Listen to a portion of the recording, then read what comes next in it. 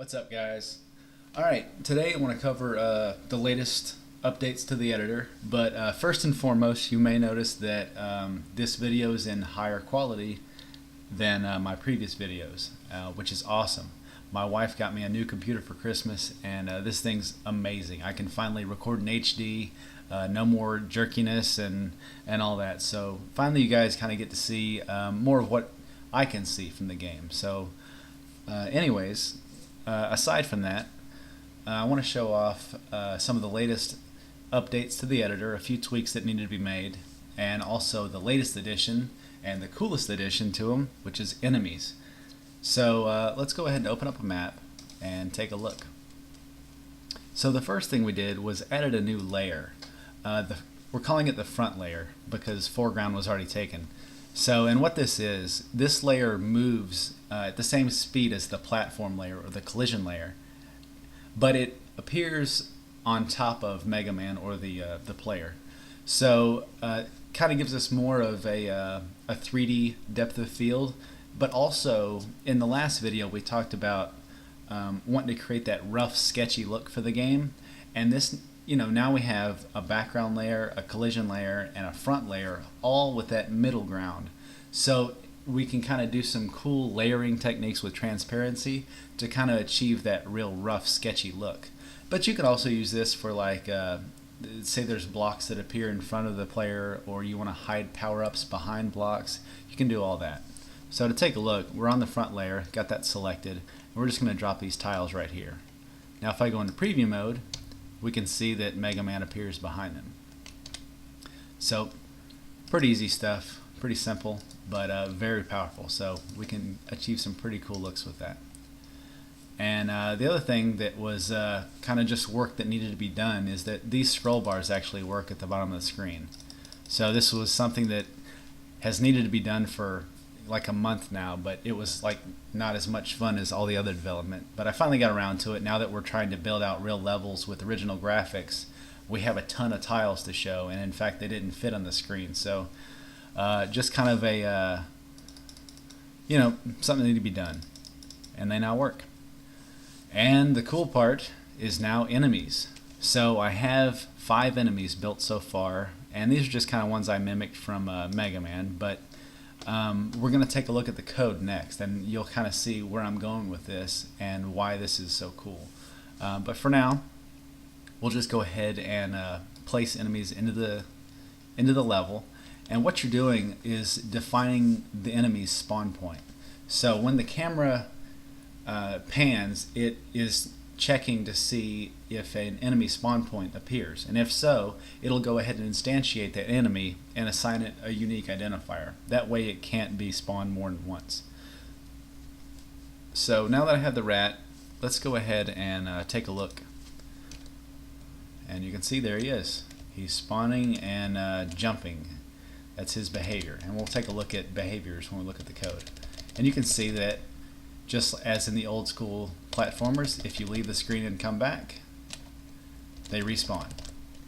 And obviously now that we have enemies, Mega Man needed the ability to shoot. So we can run and shoot, stand and shoot, jump and shoot, and then also get on ladders and shoot that way as well. So anyways, so that's taking a look at how enemies respond.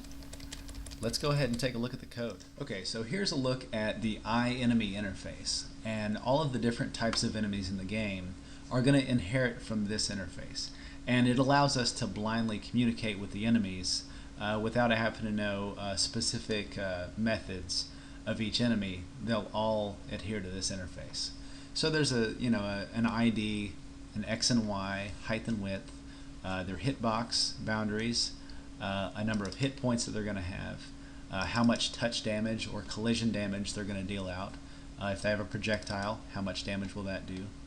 They have a state, so are they running, jumping, idle, are they dead? We can pull that out.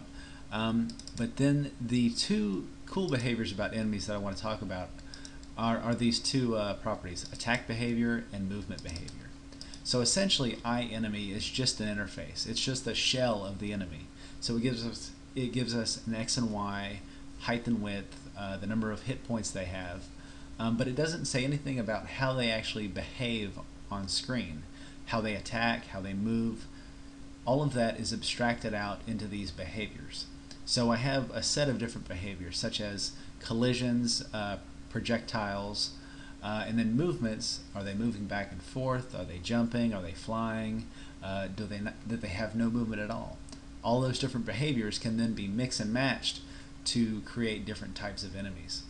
So here's a look at the different types of behaviors that I've come up with so far. And this is likely to change, but like I said, this is what I have so far. Like collision attacks, different projectiles, whether it's directional, heat-seeking, parabolic would be like throwing a bomb at the player. Spawn attack is a little bit different. If you think to Mega Man, there's those little pipes that shoot out tellies and they'll come flying at you. Well, the pipe itself is an enemy, and its way of attacking you is by spawning other enemies. So that's an example of that. And then we have the movement behaviors. So are they walking? Are they flying? Are they heat-seeking? Are they jumping, like we saw the little rat do earlier? Or no movement, maybe like a spike, for instance. So the actual implementation for these is through an interface, and it's pretty simple. It's basically just an update method. So in an actual enemy implementation, I can blindly just call whatever attack behavior is attached. I can just say update, and then that behavior itself will handle whatever needs to go on. And to do so, it gets a copy of, or it gets a reference to the enemy that's calling it, and then a reference to the player object as well. Since this is .NET, these are custom objects, and they're automatically passed in by reference. So let's look at actual implementation. This is the collision attack behavior. It inherits from the eye attack behavior, and all we're doing is, since we're getting a reference to the enemy itself and the player, I create two rectangles based on their x and y and their height and width, and then if the player, or if the enemy itself intersects the player, then we're going to damage the player with however many hit points the enemy itself is going to deal out. And as you can see, this is completely abstract.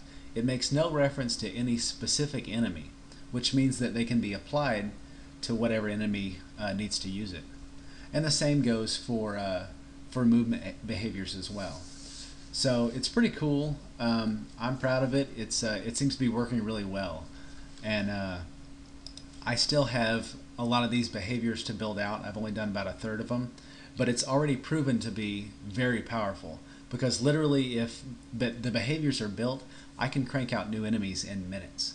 So with this methodology, we're going to have a ton of enemies in the game with a lot of different on-screen behaviors. So it's pretty cool stuff. Up next, we're going to take a look at a video, or take a look at the same level that was in the last video, except this time there's enemies in it. And of course, we're going to listen to another awesome track by Phantom and K. Enjoy, and I'll see you guys next time.